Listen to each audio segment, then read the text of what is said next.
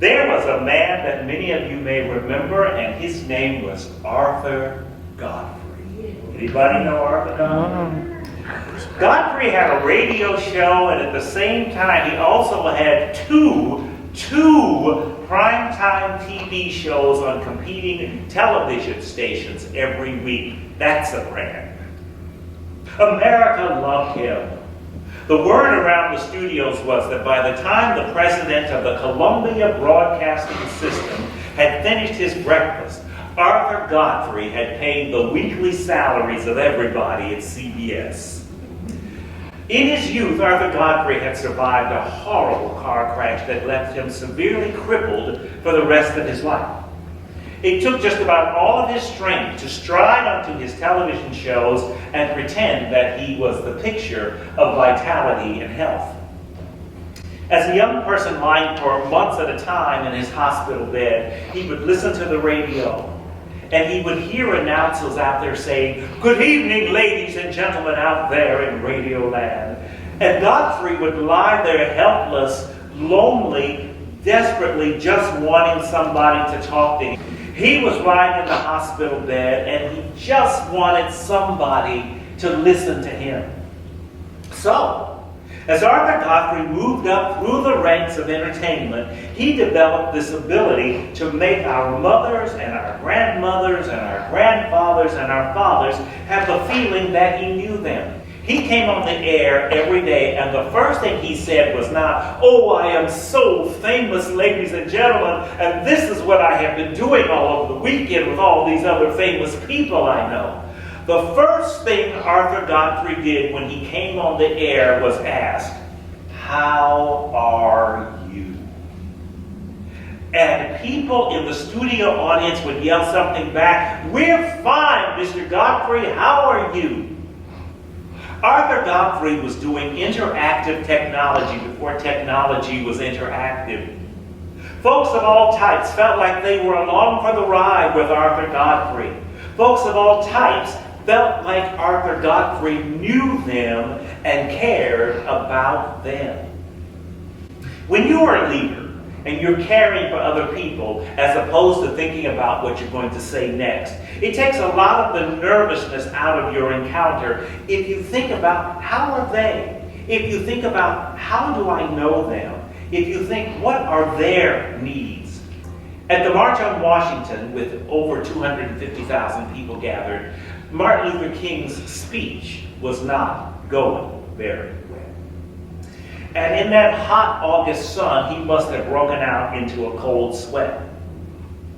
A part of him must have been thinking, what am I doing here? What do I have to tell these people? I don't know enough about these people and racism on this large a level to lead anybody.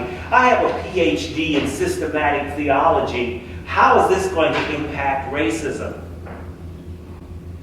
It was the great American gospel singer Mahalia Jackson, who probably only had about a 4th grade education, who was sitting there, and she had sung and tore that crowd up. And she had traveled with King, and she had sung with King, and she knew King's people, and she knew the speeches that he gave from time to time. She looked at Martin Luther King, and she could tell that he was having a nightmare.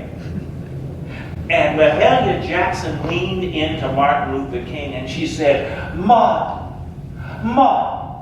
tell him about the dream, honey. Tell him about the dream." And that speech that Martin Luther King had preached before and before and before, all of a sudden it connected with 250,000 people at one time. And his nightmare became a dream, and it found its place in the hearts of a broken people and a deeply divided nation. At a pivotal moment, Mahalia Jackson whispered to Martin Luther King, "You know this situation. You were born into it. Identify yourself in them. Preach what you know to the people that you know. Preach what you know to the people that you know." The text read in our hearing today says, when Jesus saw the crowds, he went up to the mountain. He began to speak to them, and he taught them. Jesus didn't have King's nightmare thinking, I don't know these people. This one sent from God was born of these people and knew these people, and he came to these people by way of their common ancestor, the prophet Isaiah.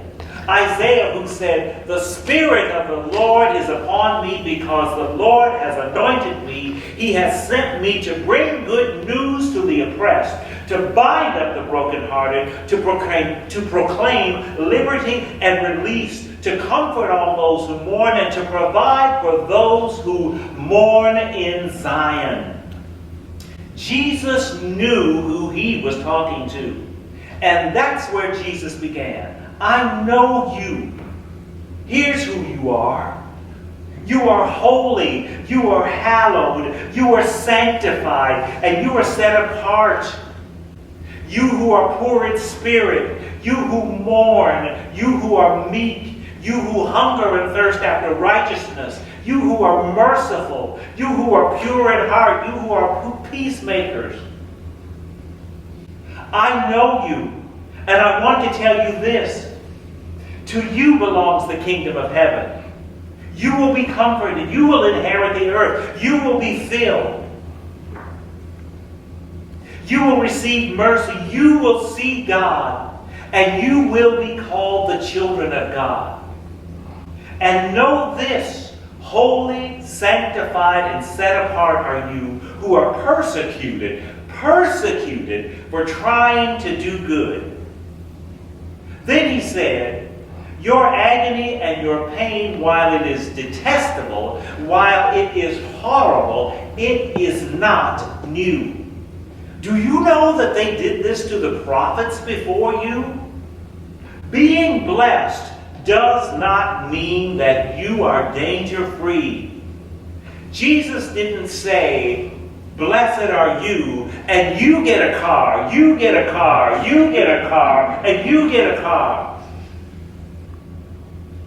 Jesus looked at this group of people who had come to hear him preach, and he knew they were a remnant of Jews who were not even identified as Christians yet. He knew that they would not be welcome, that their credentials would be checked at the borders, that they would be marginalized, that their health care would be taken away, that they would be oppressed. But Jesus continued, because you are still trying to live good, ethical lives, trying to learn more about who God is, trying to love one another through the authoritative, totalitarianistic fascism of Rome, and the callousness of your religious temple officials. Your work and your calling stretch from this hill where you have encountered me all the way to the very gates of heaven, and your reward in heaven will be great. Another American from the 19th century by the name of Booker T. Washington, the first leader of Tuskegee Institute, was referred to by other black leaders as the great accommodator. And they didn't say it in a nice way. When people of color wanted to march and protest around the beginning of the 20th century, Washington counseled people of color who were politically helpless and very prone to being lynched. He said, rather than rise up, at the present time, you have no power.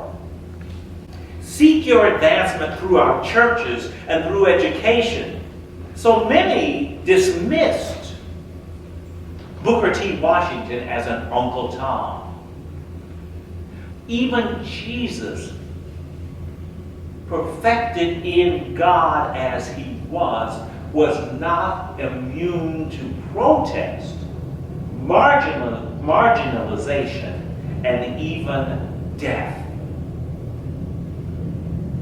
Jesus looked at those people on that mountain and saw them and saw us, mourning and hungering and thirsting, making peace, being persecuted or persecuting. And in response to pain and marginalization, Christ calls us to action, to cry out. The streets were lined with people crying out then as they are now. Yes, as Christ's church, we continue to cry out. We vote, we march, we call and write letters to our representatives. In quiet ways and not so quiet ways, we make our voices known. We pray and protest because we know that heaven has seen and heard us. And we know that heaven intends for us to mourn, hunger, and make peace for all until heaven comes to earth and earth reaches to heaven. What if our blessings come through raindrops or trips to the emergency ward? What if our healing comes through tears? What if 1,000 sleepless nights are what it takes to know that God is near? What if the trials of this life are God's mercies in disguise? The Reverend Dr. King found his voice, and he kept his voice, and through his dreams and nightmares went on to pen these words. The church must be reminded that it is not the master or the servant of the state, but rather the conscience of the state.